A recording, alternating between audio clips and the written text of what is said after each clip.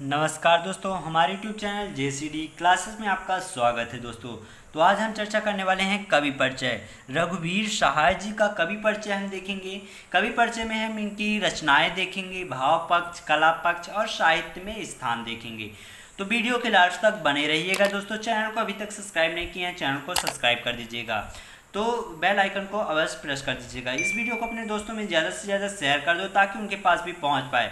तो दोस्तों, आज हम बहुत ही आसान भाषा में आपको समझाने की कोशिश करेंगे और वीडियो को आप लास्ट तक देखेंगे तो ज़रूर आपको अच्छे से याद हो जाएगा रघुवीर सहाय जी का कवि परिचय, क्योंकि यह मोस्ट क्वेश्चन होने वाला है दोस्तों आपके पेपर की दृष्टि से, तो आपको अच्छे से तैयार कर लेना है। बहुत ही आसान भाषा में समझाएंगे दोस्तों और बहुत ही छोटे छोटे शब्द लिखे गए हैं।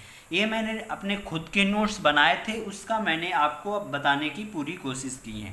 ठीक दोस्तों, बहुत ही आसान भाषा में है, आप वीडियो के लास्ट तक बने रहिएगा। इनकी रचनाएं देखिए। हंसो हंसो जल्दी हंसो, क्या है?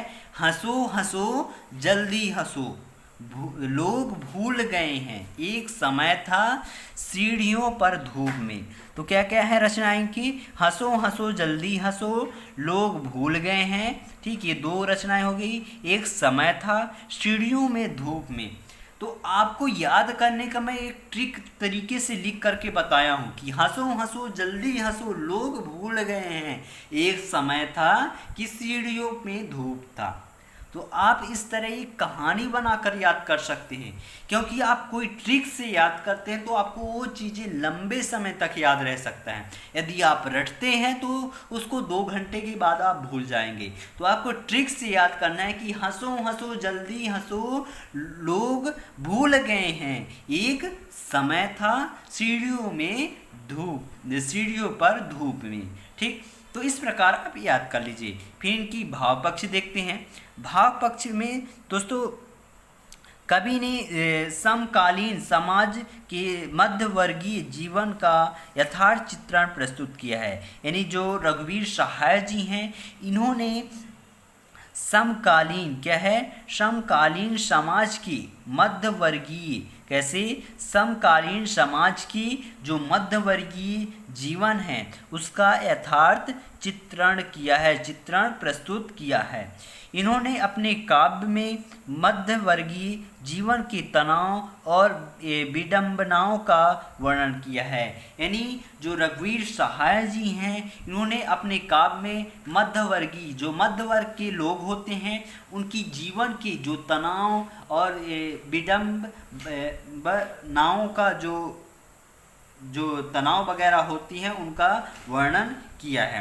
रघुवीर सहाय ने अपने काव्य में समकालीन समाज में फैली भ्रष्टाचार का यथार्थ चित्रण किया है।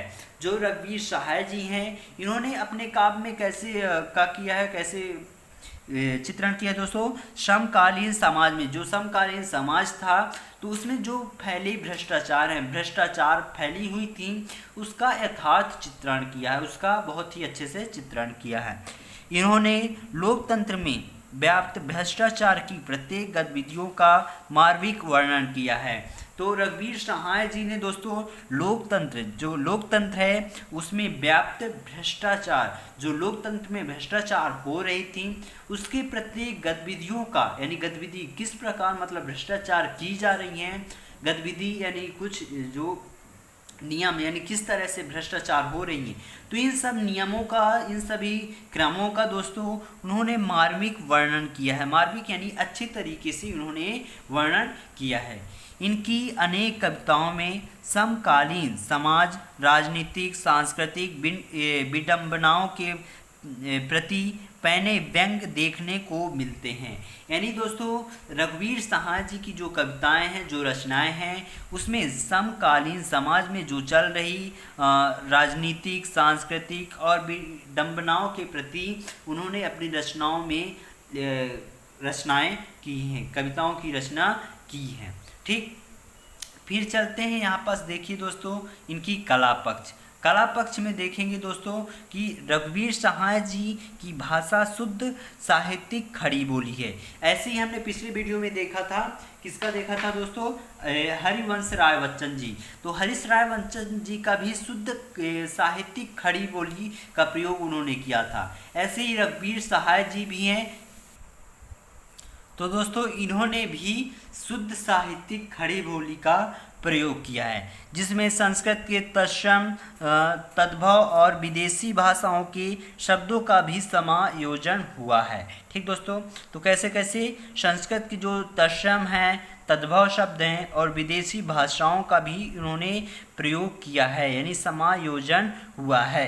ठीक, वास्तव में इनकी भाषा सरल, साफ सुथरी एवं सधी हुई है। कैसी है दोस्तों, जो रघुवीर सहाय जी हैं, इनकी भाषा दोस्तों सरस, साफ सुथरी एवं सधी हुई है। रघुवीर सहाय ने अपनी कृतियों में विभिन्न शैलियों को अपनाया है। कैसी शैलियों को अपनाया है? बहुत सारे शैलियों को अपनाया है, जिसमें मुख्य रूप से इनकी शैली है व्यंग्यात्मक रही है। कैसी रही है? इनकी मुख्य शैली कैसी है? इनकी शैली व्यंग्यात्मक रही है। इनके काव्य में अनुप्रास, पदमैत्री, उपमा, रूपक, उत्प्रेक्षा, मानवीकरण इत्यादि अलंकारों का स्वाभाविक प्रयोग हुआ है।